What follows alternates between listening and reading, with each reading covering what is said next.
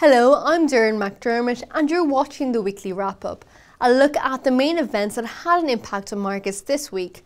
And to share his highlights with me today, I'm joined by Goolam Ballim, Chief Economist at Standard Bank in Johannesburg.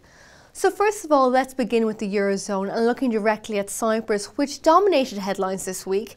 It finally reopened its banks today but has enforced capital controls.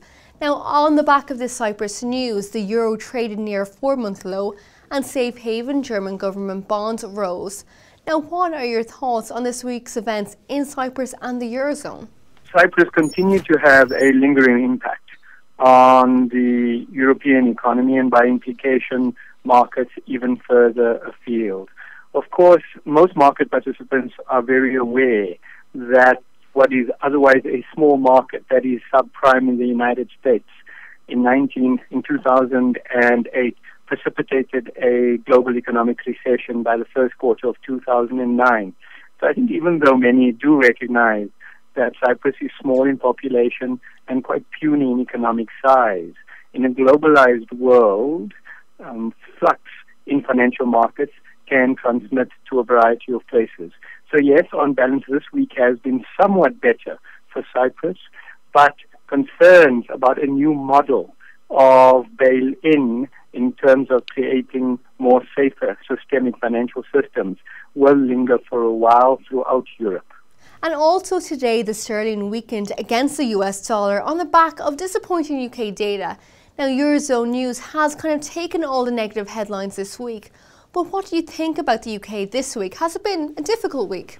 The data has not all been flattering in the sense that the United Kingdom may very well experience a triple dip.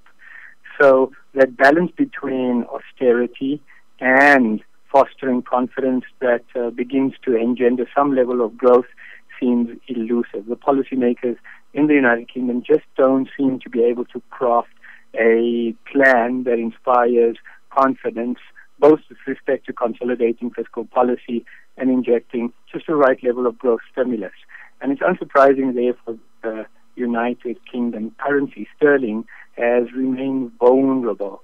And of course, because of its proximity and economic intimacy with Europe, concerns about Europe linking or stemming from Cyprus will then also bleed into United Kingdom macroeconomic fundamentals.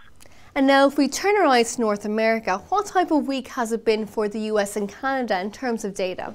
For some while now, critical data pieces out of America have generally been favorable. So developments in the labor market, and especially in real estate, residential real estate to be more precise, has on the whole been encouraging. The number of new job roles that have been created has also injected a sense of optimism.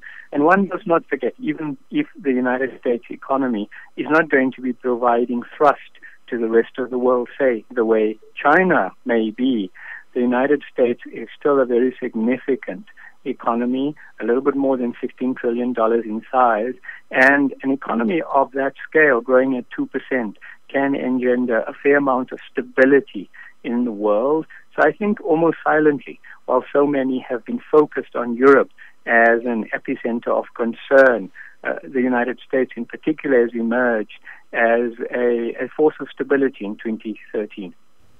And finally, moving over to Asia, what do you think has been the most important news for traders this week in Asia?